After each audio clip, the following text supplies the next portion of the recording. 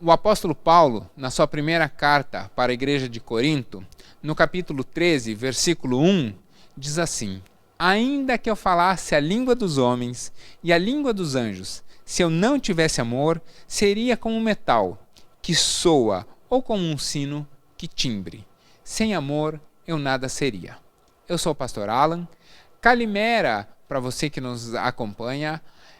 Semana passada nós falamos sobre hebraico e essa semana nós vamos falar sobre grego. Mas essa semana o Teu Legal está começando de um jeito um tanto quanto diferente. Dessa vez, a aula não vai ser comigo. Eu vou bater um papo com alguém que sabe mais de grego do que eu. Vamos para o estudo?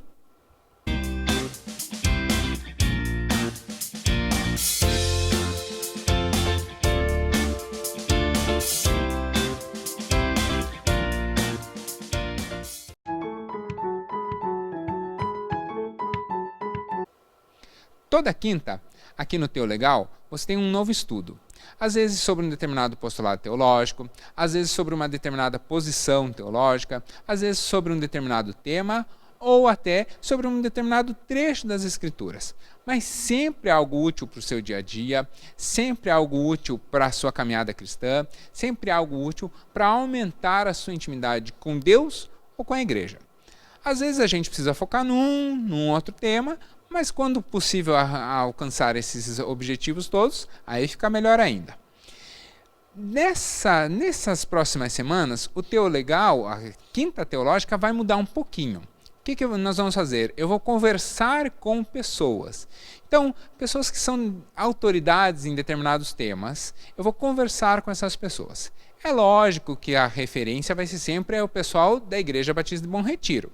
Nem todos vai ser assim, mas sempre alguém, né, tendo como referência alguém da Igreja Batista de Bom Retiro. Porque é a minha igreja, é a minha comunidade de fé, é onde estão os meus amigos de caminhada. Mas assista a série porque você vai acompanhar a caminhada dessas pessoas, conhecer um pouco mais dessas pessoas e assim também poder fortalecer a sua fé através da caminhada delas. Do mesmo modo, eu queria te convidar para toda terça, às 19 horas, você tem um trecho de uma série chamada A Bíblia Explicada. O que acontece na série A Bíblia Explicada? Que está disponível lá no Teu Legal. Eu leio e explico um trecho das Escrituras. Por enquanto, o texto tem permitido sempre um capítulo. Então, eu leio e explico um capítulo. Todo o livro de Jonas já está disponível em 6 vídeos. Estou lendo agora o livro de Salmos. Já estamos bem adiantados no livro de Salmos e está lá toda à disposição. Se você não pode assistir na terça às 19 horas, não tem problema. Ele fica salvo lá para você assistir na hora que lhe for mais tranquilo. E também, durante a semana, eu vou soltando alguns cortes, pequenos trechos ou de quintas teológicas, ou das entrevistas que nós vamos ter aqui no Teu Legal.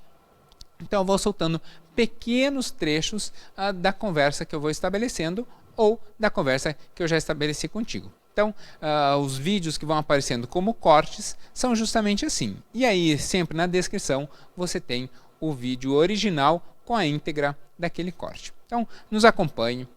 Me ajuda a fazer o canal crescer. A gente está tendo novas ideias. Você vê, agora tem um talk show do Teu Legal. Então, a gente está tentando trazer conteúdo de qualidade, mas também animado para vocês.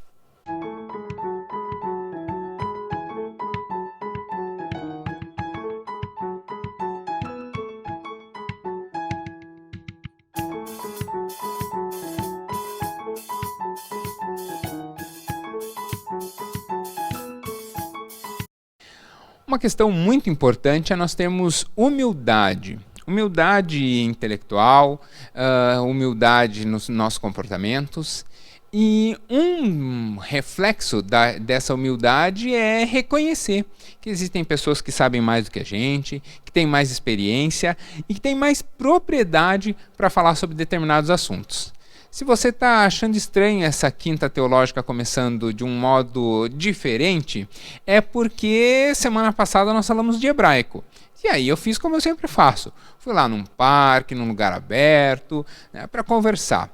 Mas, para falar de grego, eu tinha que chamar alguém que sabia muito mais de grego do que eu. Então eu pensei, quem eu poderia chamar? Quer dizer, nem precisou pensar. Quando fala de grego, tem uma pessoa que eu conheço, que é um amigo pessoal, que domina grego como poucos. Então eu queria convidar hoje para bater um papo sobre grego e num formato diferente do Teu Legal, o meu amigo Renan Colli. Renan, chega aqui.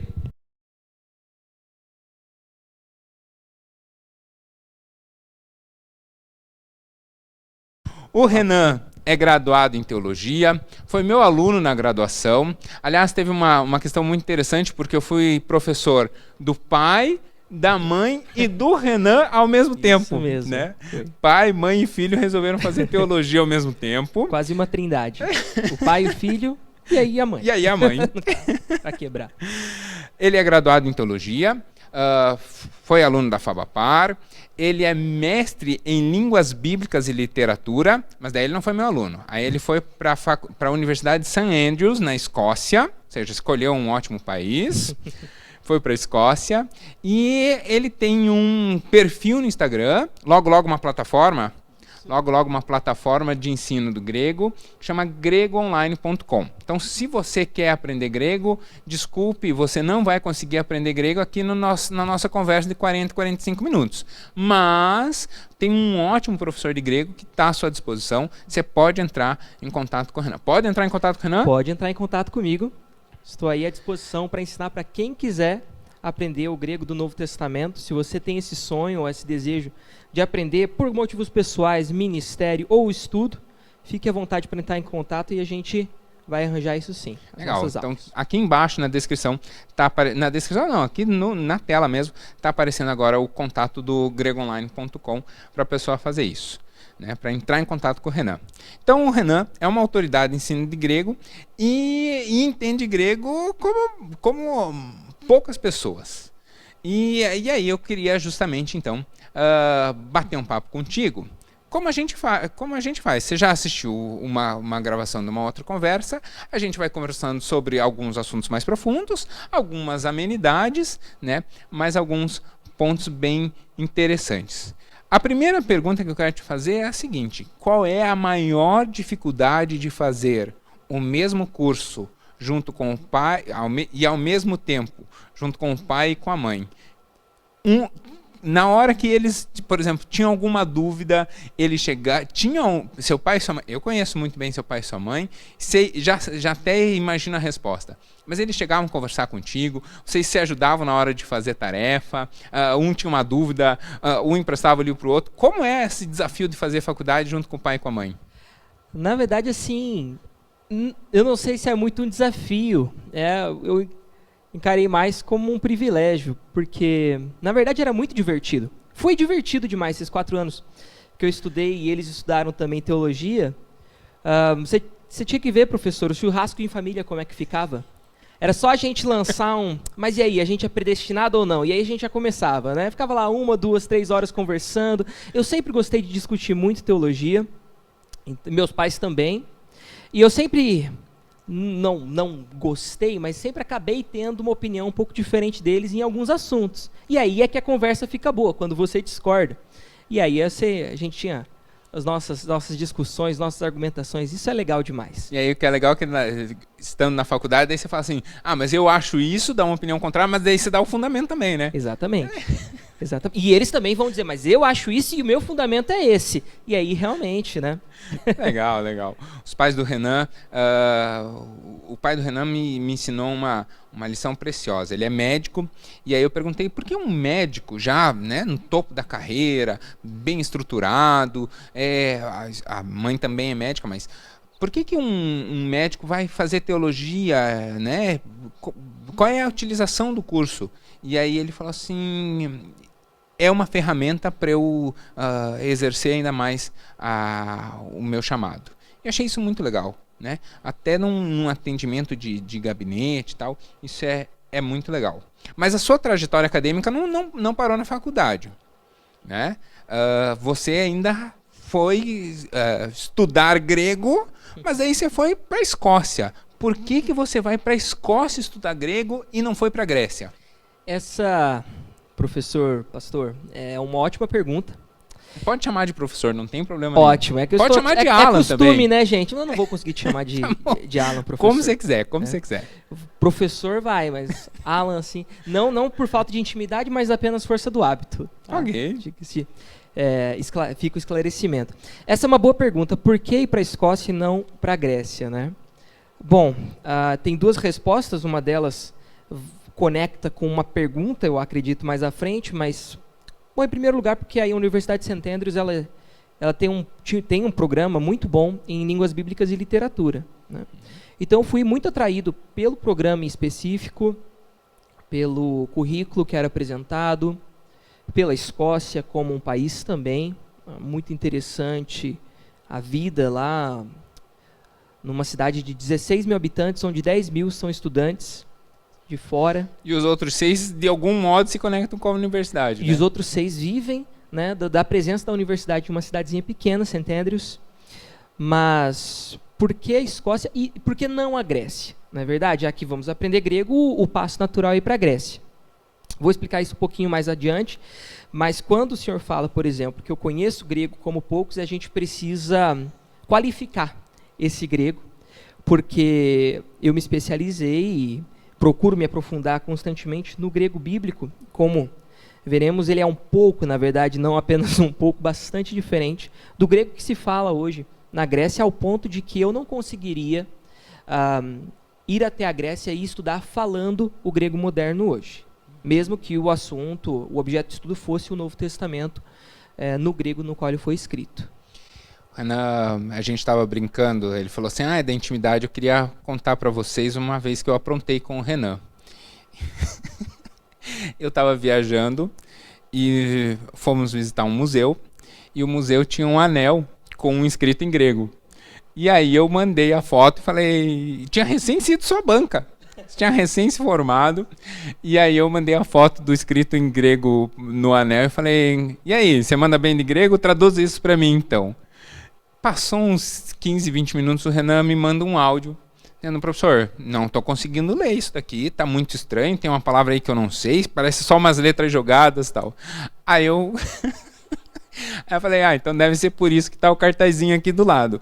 E aí, como toda peça de museu, às vezes tem, né, ali a descrição do lado, aí tinha do lado a descrição, que era um anel, né, da Grécia Antiga, mas que tinha ali um conjunto de letras que era unreader, impossível de ler, né, e que ninguém sabia. Então, quando eu vi o anel, eu falei, poxa, ninguém leu esse grego que está aqui? Então, deixa eu ver se ninguém consegue ler mesmo. Eu mandei para o Renan para ver. Mas você falou sobre o grego e já falou que hoje na Grécia você teria alguma dificuldade em função dessa mudança. Antes da gente chegar nisso, o grego, então, ele é uma língua bastante difundida. O Novo Testamento ele foi originalmente escrito em grego? O consenso entre os estudiosos hoje é que a maioria do Novo Testamento, sim, foi escrito em grego. Alguns defendem que Mateus teria sido escrito primeiramente em aramaico e traduzido logo nos primeiros anos do cristianismo para o grego, mas não há nenhuma cópia ainda existente de qualquer evangelho escrito no Novo Testamento em aramaico que a gente possa dizer que seria um original e não uma tradução do grego. Não é? Então, o Novo Testamento foi escrito originalmente em grego.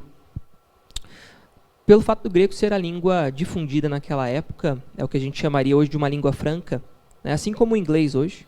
Afinal de contas, se nós fomos, por exemplo, eu indo para a Escócia, né, tinha vários amigos não escoceses, na verdade, a maioria das pessoas que eu conhecia não eram escoceses, e um amigo meu, que fazia o mesmo curso, era alemão.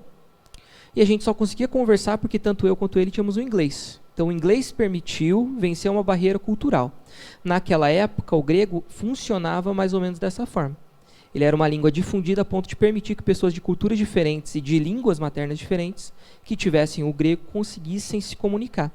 E qual a melhor língua, né? Que língua seria melhor para escrever uma mensagem que você quer difundir, como é a mensagem do Evangelho, a mensagem do cristianismo? Então, o próprio fato de ter sido escrito em grego é uma forma de também se dizer assim, o texto é universal. né? Escrito com o propósito de ser universal. E aí eu tenho uma pergunta difícil, que não tem base bíblica, mas Jesus falava grego? Essa é uma boa questão. Porque a princípio, né, a gente pensa, poxa, Jesus era Deus, então Jesus sabe de todas as coisas, tem onisciência, né? E se você for por esse lado, obviamente, se ele conhece o coração do homem, ele também conheceria, se a gente olhar dessa forma, o grego. Se a gente tentar olhar para um viés mais histórico, pensar numa figura de Jesus como um homem, fruto, não especificamente fruto do seu tempo em todos os aspectos, mas condicionado até certo ponto à cultura, no sentido de língua, no sentido de aprendizado, aí a gente precisaria pensar, será que é razoável imaginar que alguém na Galileia, em cidade como Nazaré, Cafarnaum, necessitasse da fala de grego? A Galileia é chamada de Galileia dos gentios. Então, em um primeiro momento, a gente tem essa ideia, assim, essa noção de que era um espaço de transição entre diferentes partes do Império Romano, onde naturalmente haveria muito comércio, muitos pescadores, né? E então se falaria grego, entre outras línguas. Mas essa visão tem sido discutida por alguns estudiosos que pensam no mito da Galileia dos gentios, dizendo que, assim, em cidades maiores, como Tiberíades, por exemplo, é totalmente plausível você pensar que as pessoas falassem grego, principalmente se elas fossem partes de uma aristocracia romana ou mesmo judaica que se estabelecesse nessas cidades maiores.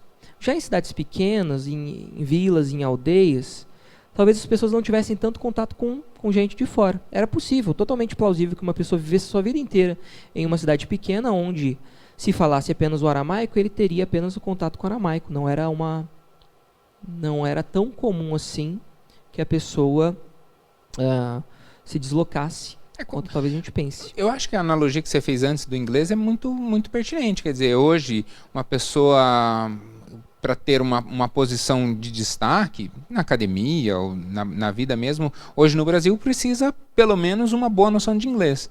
Mas tem muita gente que não tem a menor noção de inglês, que não sabe pedir um copo d'água em inglês. Né? E vive completamente bem, é uma pessoa que não tem problema nenhum. Então, essa reflexão é muito interessante. Mas, provavelmente, mesmo que Jesus tivesse uma boa noção de grego, provavelmente as suas ministrações dificilmente fossem em grego quando ele falava ao povo. Sim. O aramaico era a língua difundida da época. Havia o hebraico como língua principalmente litúrgica e religiosa, né? E falada no meio da sinagoga. Mas o aramaico era a língua comum. Tanto que você vê Jesus falando, quando os evangelistas transcrevem as palavras de Jesus, é super interessante. Talita cumi, né? Menina, levante-se. Isso é aramaico, não é grego.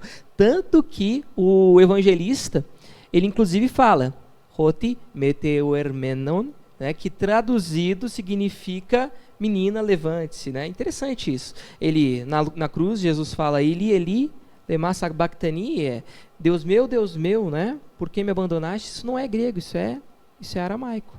Né? Então era a língua do dia a dia de Jesus. Em outros momentos ele falou grego ou não, isso aí já é possível de discutirmos. Por exemplo, quando ele fala com Pilatos, não é? A gente pode, na verdade, assumir que Pilatos soubesse falar grego, pela posição que ele tinha como governante, e o grego sendo uma língua internacional, ele falaria pelo menos o latim, o grego, muito possivelmente sim o aramaico. Já Jesus, por ter um contexto, né, mais simples, talvez falasse o aramaico, estivesse havendo uma tradução entre eles, que não é difícil de se imaginar. O grego que se fala hoje é muito diferente do grego que está no Novo Testamento? Olha, eu já vi gente comparando a relação do grego do Novo Testamento com o grego moderno, a relação entre o latim e o italiano. Entende? Uma pessoa que fala italiano hoje, ele vai poder pegar um texto de latim, entender muitas palavras, um bom vocabulário. Na verdade, a gente, né? Falamos português, que é uma língua que vem do latim, a gente pega aí um Cícero, a gente vai entender algumas letras, né? A gente vai entender algumas palavras, mas a estrutura gramatical muda. E o grego também. E é uma língua extremamente antiga, é a língua ocidental, né? mais antiga da qual a gente tem registro, de 3.000 anos de história. Então imagine o quanto uma língua pode mudar em 3.000 anos. O professor também, professor de letras, o senhor fez letras, o senhor sabe, né, que se a gente pegasse a carta de Pero Vaz de Caminha, hoje a gente não entenderia tudo, né? E é uma carta de o quê? 500 anos de história. Então imagine aí uma língua com 3.000 anos de história, com um texto com 2.000 anos de história, né, 2.000 anos depois sendo lido por um leitor moderno. O grego mudou. Muitas coisas que existem no grego antigo não existem no grego moderno. Ele passa por processos de simplificação que não tornam uma língua pior ou melhor, mas tornam uma língua diferente de ser falada. Então o grego moderno hoje ele é diferente, sim, do grego falado por Jesus. Tanto que, um dos vídeos lá do Grego Online, eu ensino você a descobrir se você comprou um Novo Testamento grego antigo ou moderno por engano. Que muita gente compra Novo Testamento grego, compra o grego moderno. Para quem não entende nada, parece grego, é grego. Exatamente, né? De qualquer forma ele está falando grego, né? Eu vou lá e vou comprar. Mas tem como diferenciar, sim. Agora, você está falando de clássico e tal. A gente ouve muito tal do koiné. O que é o grego clássico? O que é o grego koiné? É a mesma coisa? É diferente? O que é o grego, o grego da filosofia? É o mesmo grego do Novo Testamento? Que divisões o grego tem? Bom, a gente pode pensar então de divisões históricas, pensando em um grego moderno, que aí data por volta do século XIX até hoje. Temos o grego medieval, muito ligado ao grego bizantino, que era falado no Império Bizantino. E temos aí o grego antigo, que vai abordar desde o século IV depois de Cristo, agora indo para trás, até os tempos imemoriais do grego. Mas esse período é muito grande, cheio de divisões e cheio de peculiaridades. Na época de Jesus se falava o grego koiné, que koiné é uma palavra que significa comum. Era o grego comum, que é o grego adotado pelas regiões conquistadas por Alexandre o Grande, por volta do século IV antes de Cristo. Alexandre conquistou da região da Grécia e da Macedônia até parte da Índia. Então toda aquela região da Europa e parte da Ásia passou a falar grego por influência de Alexandre. E o grego, então, quando os romanos eles passam a se tornar a potência, ele continua sendo a língua daquela região, da região oriental do Império Romano. E esse é um grego koiné, um grego que foi assumido por pessoas de diferentes povos, sofreu alterações devidas a essas diferentes formas de falar desses diferentes povos, e também houve uma certa simplificação. É diferente de dizer, por exemplo, é diferente do grego clássico. O que nós chamamos de grego clássico é o grego que era falado em Atenas, no século V e IV a.C. É o grego no qual Aristófanes, Ésquilo, Aristófanes, né, comediógrafo, Ésquilo, tragediógrafo, ou seja, escritores de peças, o grego no qual eles escreveram, o grego no qual Platão escreveu os seus diálogos, né, o grego muito importante para a filosofia e para quem estuda letras. E esse era o grego falado na região de Atenas, por isso ele também é chamado de grego ático, porque Atenas fica na Península Ática. Né? Ou seja, koiné, ático. A gente pode pegar outros dialetos gregos. Existe, por exemplo, o dialeto homérico, no qual foi escrita a Ilíada e a Odisseia, dialetos eólicos, dóricos, jônios, etc. Ou seja, várias formas de falar grego nesse mundo grego, e que depois da conquista de Alexandre meio que foi padronizando-se no sentido do koiné que era falado na época de Jesus. Então o Novo Testamento, a escrita do Novo Testamento usa o koiné. Usa o koiné, isso mesmo. E o que conhecer o grego bíblico, no que ele aumenta o meu conhecimento da palavra? Olha, muitas das questões teológicas que nós discutimos hoje podem ser, se não completamente resolvidas, muito dirimidas através do estudo do grego. E eu queria trazer um exemplo bastante interessante.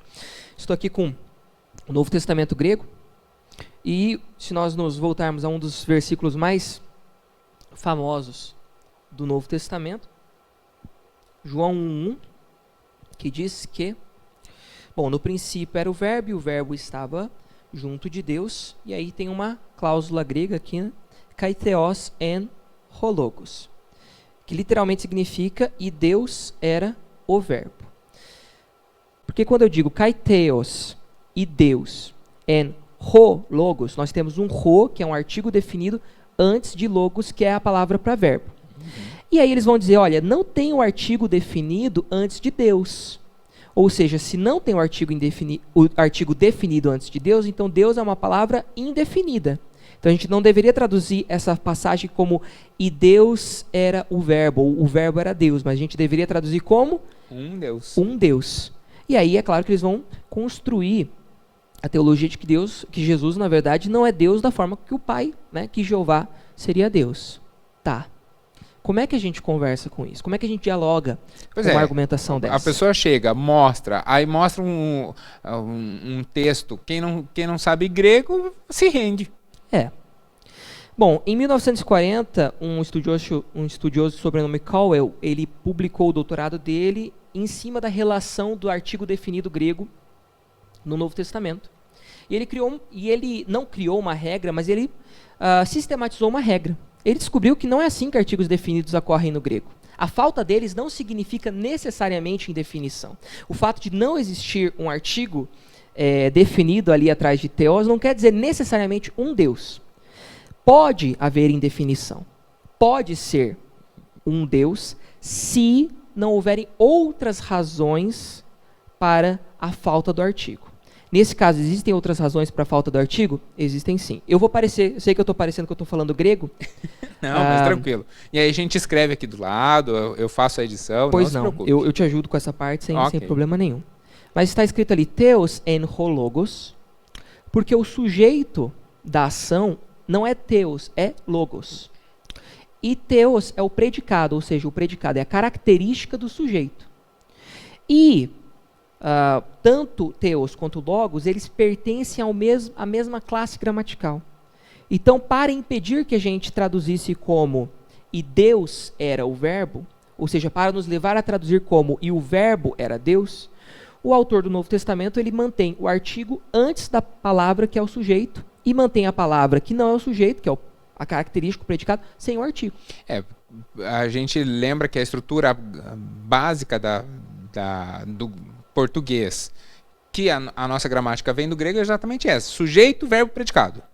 E nesse caso, ali, por uma estilística, mudou. É predicado e aí o sujeito. Exatamente. Então, o sujeito, para mostrar qual é o sujeito, coloca ali o artigo definido. Isso. E seria por isso que não há um artigo definido antes de Deus.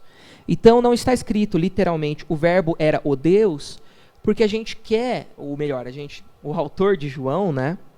O autor de João quer dizer ali que o verbo era Deus. E não necessariamente que Deus era o verbo. Muda um pouquinho a questão assim de interpretação, né? E aí, obviamente, a gente também tem no próprio Evangelho de João muita base para dizer que Jesus, na verdade, se identificava com o Pai muito mais como uma relação de subordinação, mas como uma relação de identidade. Legal. Você vê que é super fácil estudar grego, né? Por isso que a gente se dedica tanto na academia e tal, porque às vezes você vê, toda essa construção é em cima da palavra que não está. Exatamente. Então, você tem toda uma doutrina, você tem toda uma construção, não é em cima da palavra que está na Bíblia, é em cima da palavra que não está na Bíblia. Isso. Então o fato dela não estar ali pode abrir uma margem para. Então, você tem que estudar não apenas a palavra, mas estudar toda a gramática, estudar toda a estrutura gramatical para dizer assim, ei, peraí, essa palavra não está aqui, mas isso não lesa em nada o texto. Exatamente. Isso é estudar precioso. Como as palavras se comportam umas com as outras. Sim. Né? Quando é que a gente pode omitir uma palavra? Quando é que a gente deve exprimir uma palavra, né? Deixar explícito ali. E qual é a grande dificuldade de estudar grego?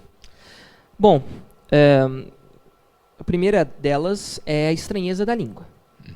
Como talvez nossos espectadores tenham percebido, ele exige que a gente use bastante gramática, porque a gramática é bastante diferente. Como você disse, no grego nós temos uma ordem: sujeito, verbo, predicado. Ou sujeito, verbo, objeto também, né? Se a gente pegar, por exemplo, Alan ensina Renan. Quem está realizando a ação? Alan. não é? Pela ordem a gente sabe disso. Se a gente muda a ordem e coloca Renan ensina Alan, Mudou completamente. mudou completamente o sentido. Já o grego consegue fazer isso. O grego consegue trabalhar a ordem das palavras da forma como ele quer, através de uma coisa chamada sistema de casos, que algumas línguas modernas, como o alemão, possuem. Né? E por isso a ordem das palavras é totalmente flexível no grego.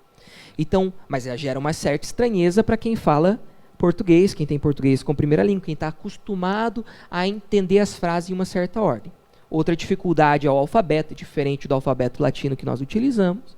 E existem dificuldades práticas também. Nós temos acesso hoje a excelentes manuais de grego no Brasil. Inclusive um que eu recomendo, Dr. Antônio Renato Gusso, Gramática Instrumental do Grego. Que é professor da FABAPAR. Professor da FABAPAR, meu professor, meu orientador. Seu orientador. Realmente, assim, ele nessa cadeira aqui estaria dando muito maior proveito muito maior brilho ao seu talk show, mas ele escreveu então um manual de grego e é excelente. Então nós temos material, mas de uma forma prática, eu sinto que existem muitas faculdades que estão abrindo mão do ensino das línguas bíblicas, tanto do grego quanto do hebraico. Tive o privilégio de estudar em uma que é uma exceção. A FABAPAR tem um currículo de línguas bíblicas excelente, inclusive que me apaixonou para essa área. Mas muitas faculdades hoje em dia abrem mão deste ensino, não veem a necessidade, ou muitas vezes pelo desafio de aprender a língua, resolvem não investir em um currículo profundo nisso, né? Então, onde é que o aluno vai poder aprender? Né? Temos aí, a FABAPAR é uma opção. Tem o grego online, para você quiser aprender. Tento colocar o grego online também como uma opção, para quem quiser ter uma aula particular, por favor, entre em contato, porque quero realmente oferecer esse conhecimento para quem possa ter interesse dele. Você falou que o Novo Testamento é escrito em grego. A gente pode confiar nos textos do Novo Testamento? A Bíblia foi alterada, já que você consegue consultar o original, a Bíblia ela foi alterada na sua profundidade, na sua essência, durante o curso da história? Alterada foi, entendeu? Os textos foram alterados? Sim. Alterada significativamente? Não. Ao meu ver, não. Quando eu digo que a Bíblia foi alterada, bom, nós temos hoje cerca de 5.800 manuscritos gregos descobertos. É muita coisa. É muito mais do que qualquer outro texto antigo. Nós temos muito mais manuscritos para o Novo Testamento do que para Ilíada, Odisseia, qualquer diálogo de Platão, qualquer texto grego. Deixando a fé de lado, a pessoa olha o Novo Testamento e olha, por exemplo, a República, texto de Platão. Nós podemos confiar muito mais de que o Novo Testamento é um texto, olhando do ponto de vista histórico, o Novo Testamento é muito mais confiável, por exemplo, do que a República do Platão, porque tem muito mais originais do Novo Testamento, de alguns dos Evangelhos, por exemplo, do que de textos clássicos de Platão, então. Bom, eu acredito que a confiabilidade da Bíblia, que vem dessa quantidade dos originais, seja que nós temos muitos textos para comparar. Certo? E nessa multidão de textos que nós temos para comparar, seria muito mais fácil identificar grandes disparates teológicos, grandes coisas diferentes assim. E não é o que a gente verifica. Existem diferenças? Existem várias, mas que diferenças são essas? São diferenças, como eu disse, na ordem das palavras, porque o grego permite essa flexibilidade, mas sem alterar de qualquer forma o sentido. Existem diferenças de ortografia? Existem diferenças de ortografia.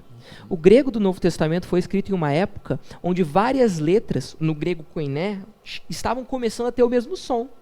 O eta e o epsilon, por exemplo, que são letras diferentes, estavam começando a ser pronunciadas como o iota, né? E como o y. Estava acontecendo o que a gente chama de iotização do grego. Várias letras se tornando com o som de iota. Então é óbvio que um escriba, a gente tem que lembrar que naquela época níveis de analfabetismo eram altos. Muitas vezes o escriba ele não sabia ler e escrever, ele copiava, desenhava. Ou às vezes quando ele sabia, ele tinha alguma falha no entendimento dele, assim, no conhecimento de alfabeto, e errava uma letra ou outra. Tudo bem. Mas agora eu não vou entender a palavra, principalmente quando eu posso comparar com outros textos. E diferenças teológicas grandes existem. Nenhuma que você não possa olhar por outros textos e entender e chegar a um consenso de interpretação. Há uma confiabilidade. Há uma confiabilidade. Há uma confiabilidade. Eu não acho que haja... Não há a questão de não há uma conformidade total no sentido de serem todos iguais, gente. Não pensem que inerrância ou a nossa confiabilidade esteja baseada nisso, né? Mesmo porque, não sei se a gente conseguiria até ter um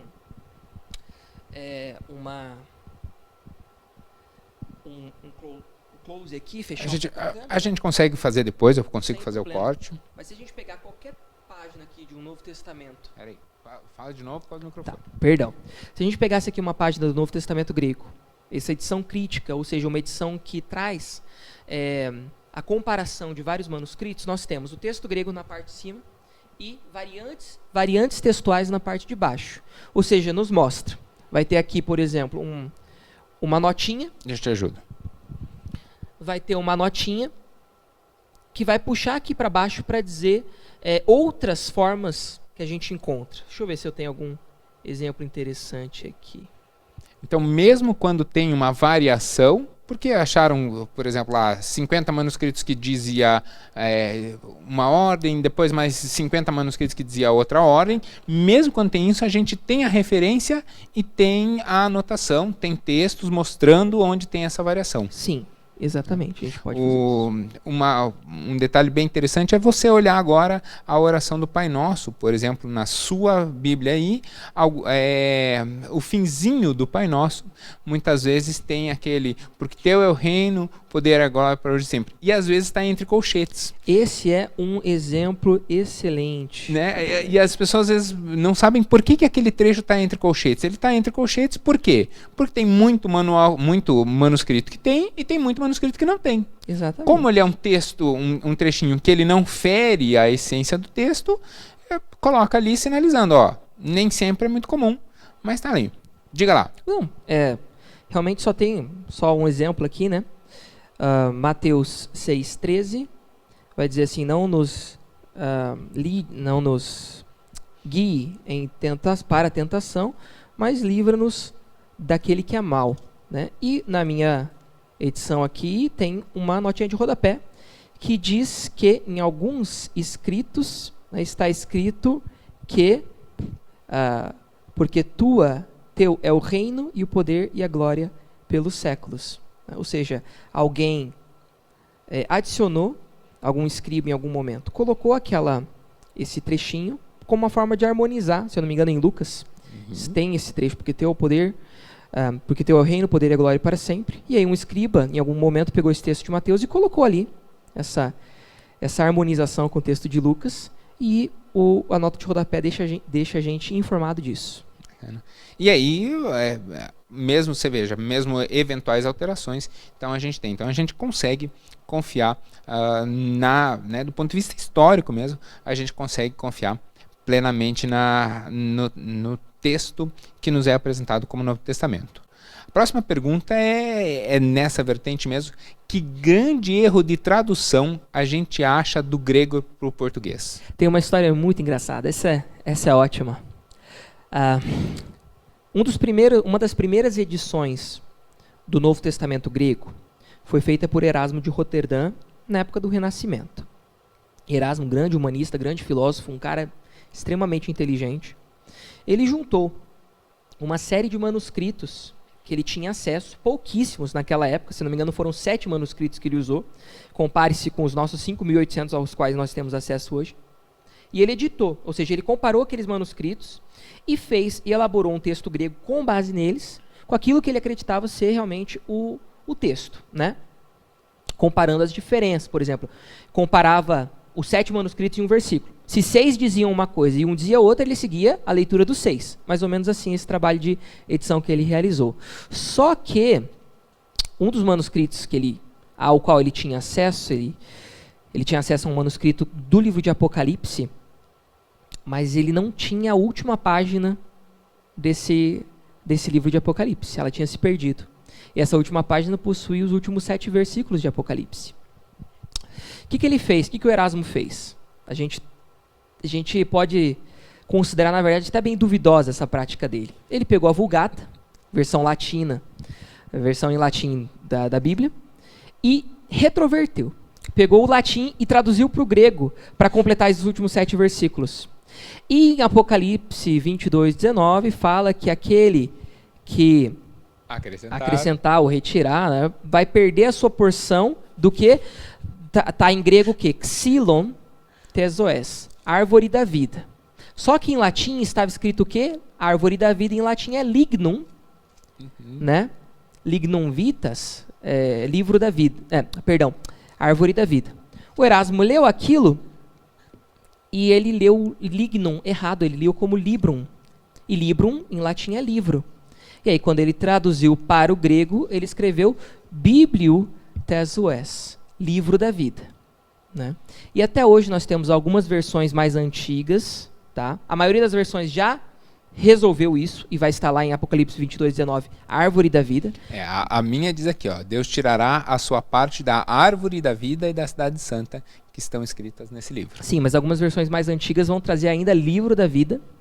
Inclusive nos Estados Unidos tem um movimento muito forte que diz que apenas podemos usar a King James Version, que é uma versão tradicional, muito respeitada nos Estados Unidos, mas é uma versão que traz livro da vida e não árvore da vida, que vem o quê? De um erro de leitura do Erasmo. Então, temos isso aí. Então, isso é bacana porque o fato de ter muitos manuscritos faz com que a gente consiga se desviar disso, né, e desses erros, porque isso é literalmente um erro. Ainda que ele tenha feito com o melhor das boas intenções, está errado, né? Agora, essa é uma consulta pessoal. Aqui tem todo o Novo Testamento, procura aí para mim 1 Coríntios 11, no versículo 26. 1 Coríntios 11, para você que está acostumado, você sabe que é o texto da ceia. E aí no texto da ceia, as versões em português diz assim, façam isso até que ele venha. Só que Jesus já veio. Então eu, pessoalmente, na Bíblia da versão do pastor Alan, na Bíblia da versão do professor Alan, para mim o correto tinha que estar ali até que ele volte. Não até que ele venha, mas até que ele volte. Eu sei que não faz muita diferença, porque não quer dizer que até que ele venha que ele nunca tenha vindo antes. Mas eu acho que até que ele volte ia ficar tão mais legal. O que você acha? Eu posso fazer essa alteração? Quando Jesus conta a parábola dos 10 talentos, o Senhor fala para os servos, cuidem dos meus talentos até que eu volte. E a palavra que é usada ali é a mesma que é usada aqui. Obrigado, Jesus. Em 1 Coríntios 11, 26. Né? Porque a palavra aqui é o verbo erkomai, que significa ir, vir, tá? Significa esse movimento de um lugar para o outro. Então, assim, em alguns momentos, o contexto mesmo do grego permite te dizer, esse erkomai aqui, na verdade, não significa apenas ir e vir, mas voltar. O contexto te permite dizer isso. Jesus foi, então ele vai voltar, obviamente. Né? Então, quando Paulo ele escreve aqui, ele sabe que os seus leitores vão entender dessa forma, se ele escrever com esse verbo comum. O que não é dizer que é o mais comum acontecer. Tá? Quando o autor quer enfatizar a ideia de que uma pessoa foi e ela vai voltar, ele usa este verbo, erkomai, com algumas preposições que podem indicar esse ato de retorno. Por exemplo, essas preposições não estão aí nesse texto, em 1 Coríntios 11, 26, não. É apenas vir. Pelo contexto, pode ser voltar. Mas, por exemplo, quando Jesus está lá em João 4, falando com a mulher, ao lado do poço, né? E Jesus diz, vai e traz o teu marido. Né? Ele está dizendo, vai e traz o teu marido, e tem a preposição, deu-te. Aqui. Perdão, acho que talvez essa não seja nem a preposição. Mas, sim, mas há uma preposição que indica. Está ali, exatamente. E quando Paulo fala que ele vai, que ele gostaria de visitar os irmãos novamente, ele usa esse verbo com a preposição palin, que significa novamente, que deixa claro que a ideia é de retorno. Tá? Então, quando ele quer deixar claro que é para voltar, ele vai usar uma preposição, que não quer dizer que não possamos entender assim, quando o contexto assim nos permite. Então eu vou continuar usando, que eu acho mais bonitinho, tá bom? Você não fica bravo comigo. Só uma coisinha, tá? Pois não. Quando Jesus está lá conversando com a mulher, ele não usa ele Deus. achou. Tá, achei. É a preposição aentada, que significa aqui também. Ok. Tá certo. Renan, essa pergunta é muito séria. Você é um professor e a sua esposa também é uma professora. Na sua casa, vocês conversam muito sobre educação ou é só na minha casa que isso acontece? Eu não sei, sabe? Porque assim a gente trabalha com áreas muito diferentes. Eu trabalho com ensino. Quem aprende grego geralmente é adulto, né? Que está numa segunda graduação muitas vezes, porque é na parte de teologia. Que geralmente quem faz teologia já tem hoje em dia uma segunda graduação. Isso é muito comum. Muito comum, né? Então são pessoas que já têm um costume de estudo, têm uma cabeça bem madura, uma seriedade para o aprendizado, né? E o que facilita demais a minha vida. Eles sabem da importância do que eles estão fazendo quando eles estão aprendendo. A minha esposa, especialista em psicopedagogia, ela trabalha com alfabetização e também com problemas de aprendizagem, aplicados ao contexto infantil, ao contexto daqueles anos formativos, aqueles anos que formam a pessoa no seu, na sua cognição de estudos, né? Então a gente trabalha com contextos diferentes. Então a gente não conversa muito sobre a educação, porque a educação com a qual ela trabalha é diferente da minha educação. E também porque é o nosso trabalho, né? A gente trabalha o dia todo e aí chega em casa e vai conversar sobre o nosso trabalho. Algumas pessoas cansam. Mas ela já me ajudou tanto. Agora, nesse período de pandemia, dando aulas online, ela, às vezes, está por perto e fala assim, você já pensou em ensinar dessa forma? Fazer um pouquinho mais didático? Né? Peguei com ela a ideia de, por exemplo, pegar um fruto, pegar um copo, né, um poterium, e ensinar localização através de exemplos práticos, coisas que eu não fazia, que eu aprendi com ela, pela forma como ela tem uma didática excelente. Legal. Isso é muito bacana porque mostra que ter o coração de criança é essencial para aprender. E eu comecei falando justamente sobre humildade, né? Quer dizer, a gente quando se dispõe a aprender uma nova língua, está começando do zero, né? E precisa justamente aprender a ensinar como se fosse para crianças. Tem uma pergunta aqui que é essencial. Que pergunta eu não te fiz e eu deveria ter feito? Difícil essa pergunta, né? Como estudar a língua bíblica pode... Deixa eu reformular. Ok. Estudar as línguas bíblicas pode gerar crise? Renan, estudar as línguas bíblicas pode gerar uma crise? Sim. Sim. Como? Você não começa a estudar as línguas bíblicas e sai a mesma pessoa. Tá? Não quer dizer que você vai desacreditar da Bíblia. Não quer dizer que você vai desacreditar de Deus. Não quer dizer que você vai desacreditar que a Bíblia serve para você, ou te ensina, ou é a palavra pela qual você deve guiar a sua vida. Não quer dizer necessariamente isso. Pode acontecer. Tem tantas pessoas que estudam e acabam chegando à conclusão pessoal para dizer, eu não acredito mais por causa disso, disso e aquilo. Mas quando você estuda, e principalmente quando você chega à realidade, né, de entender, puxa vida, existem vários manuscritos. E eles têm diferenças entre si. E eu quis deixar claro aqui que, ao meu ver, nenhuma delas é importante, mas diferentes pessoas encaram essas diferenças de diferentes formas. Para algumas pessoas, o mero fato de que os 5.800 manuscritos não estão tintim por tintim iguaizinhos, já é algo profundamente assustador e que pode gerar uma crise. Então a gente precisa realmente encarar com humildade, no sentido de pensar, puxa vida, eu não sou melhor do que esse texto. Não sou eu quem deve julgar o que esse texto é ou o que ele deveria ser. O texto está como ele está. Ele chegou como ele chegou. E se tem diferenças, eu não vou achar que eu vou conseguir resolver todas essas diferenças ou descobrir o código, né? Mas eu posso estudar com humildade. Descobrir, puxa vida, tem tantas limitações que eu tenho. Todos os dias eu descubro as minhas e quanto mais a gente estuda, mais a gente percebe o quanto a gente é limitado e o quanto a gente não sabe nada, não é? Então, vá com calma. Se você estudar a língua bíblica, se você estudar o hebraico, o grego, estudar crítica textual também, vai com calma, entendeu? Vai disposto a abraçar a crise, não vê ela como o fim da tua fé, mas vê ela como um passo para a construção, entendeu? Da tua fé e de como você exerce a tua fé. E eu acho que a gente, depois que a gente estuda um pouco, ou estuda muito, né? Considerando o tempo da vida humana, depois que a gente estuda com mais profundidade, então dentro do nível acadêmico, quando a gente estuda um texto com mais profundidade, é natural essa crise, porque ela é a dor do crescimento. E aí a gente passa a uma fé muito mais fundamentada, né? Com bases bem mais profundas. Estou certo nisso? A ideia não é exatamente essa?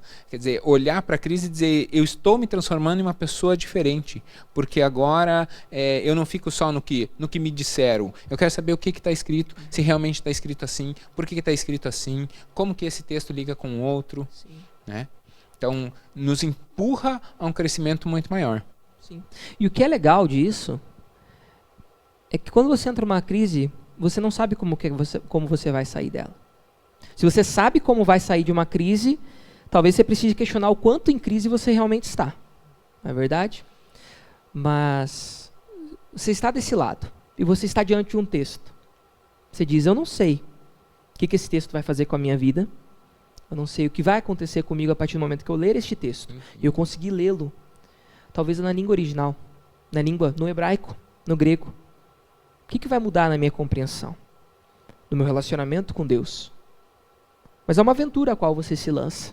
E a vida é feita de aventuras e eu tenho certeza de que poucas são tão interessantes e tão recompensadoras quanto se dedicar à Bíblia e a entendê-la nas línguas nas quais ela foi escrita. É o que eu tenho descoberto e essa caminhada tem sido extremamente prazerosa para mim e é por isso que eu sou um ávido defensor da necessidade de continuarmos formando leitores bíblicos, principalmente dos nossos seminários, pessoas que sejam capazes de ler a Bíblia, que sejam capazes de abraçar as dificuldades que ela pode trazer, que sejam capazes de abraçar o estudo dela, porque ela merece, e a gente deveria agir com ela conforme ela merece. Você está vendo por que eu convidei o Renan? Eu jamais ia fazer uma construção tão bonita de defesa do estudo das Escrituras. Renan, eu quero agradecer profundamente. E a gratidão é toda minha, professor Alan, muito obrigado mesmo. É uma alegria tremenda conversar contigo. Para quem não sabe, foi muito curioso, porque já estava programado o Renan conversar sobre o grego, mas a gente ia fazer no modelo antigo. Aí, de repente, falei, vamos fazer um talk show. Vamos, vem, vai, a gente apronta, arruma as coisas e tal, vamos fazer. E o Renan topou assim, nunca disse não, só falou, como assim? Vamos, cara, vamos. Então, isso foi muito legal. Queria agradecer profundamente. Estou muito, muito feliz em receber hoje e poder bater esse papo. Espero que realmente possa ter edificado você. O Renan está à disposição para você aprender grego. É uma pessoa que, se ele disser que diz, é porque o texto diz. Se ele disser que, olha, não tem base, é porque o texto não tem. Porque o Renan, depois do anel que você foi pesquisar e foi atrás e tal, ali é uma prova tremenda de que você leva muito a sério essa questão. Eu não vou estar sempre certo. Essa é a verdade. Essa é a certeza que a gente tem. Ninguém né? tá. Mas eu vou tentar o máximo que eu puder para pesquisar aquilo que eu encaro como um desafio. E eu acho que é só o que você disse no começo. É a questão da humildade. Humildade intelectual é você olhar e dizer, quer saber, eu posso acertar, posso errar, mas eu vou estudar isso daqui o máximo que eu puder estudar. Então, queria encerrar, como a gente sempre encerra as nossas quintas, pedindo, então, para o Renan orar para a gente, no sentido da direção da nossa conversa. Renan, por favor. Senhor nosso Deus, nós te agradecemos por essa oportunidade tão preciosa de estarmos juntos, de estarmos conversando, de estarmos dialogando sobre a tua palavra. Para o cristão não existe nada mais precioso do que a Bíblia. Ela deve guiar a nossa vida, ela deve ser luz para o nosso caminho, ela deve mostrar os passos que nós devemos tomar. E, Senhor, é muito bom podermos ter o privilégio hoje de lermos a tua palavra na nossa língua, no português, qualquer um de nós conseguimos, é um presente que o Senhor nos deu, podemos ler a Bíblia na nossa língua. Mas te agradecemos também porque nós temos tanto acesso aos originais, tantas oportunidades de aprendê-los também. Te agradecemos porque o Senhor nos abençoa com isso e pelas riquezas que existem na Tua Palavra para todo aquele que se lança ao ministério, mas também ao estudo devocional diário dela. Pedimos que o Senhor nos dê sabedoria, nos dê essa humildade intelectual que nós necessitamos diariamente, para entendermos que não somos nada e não somos maiores do que o Teu texto, mas que nós possamos nos lançar com toda dedicação, com todo amor, a entendê-lo, a compreendê-lo, a aprender dele todos os dias. Nós assim oramos e agradecemos. Em nome do Teu Filho, Kyrios Jesus. Amém. Gostou do formato? Gostou dessa conversa? Bota aqui num comentário, manda essa conversa para alguém. O Teu Legal e a Igreja Batista do Bom Retiro está aqui para abençoar a sua vida. Então, deixa a gente saber. Vai ter outras conversas com outras pessoas nesse formato também. Tá? Então, vai ter outras conversas, nem sempre toda quinta vai ser assim, mas a gente não vai abandonar o projeto por enquanto, né? Então, se você gostou, compartilhe essa mensagem. Nós estamos aqui para abençoar a sua vida. Deus abençoe. Tchau, tchau.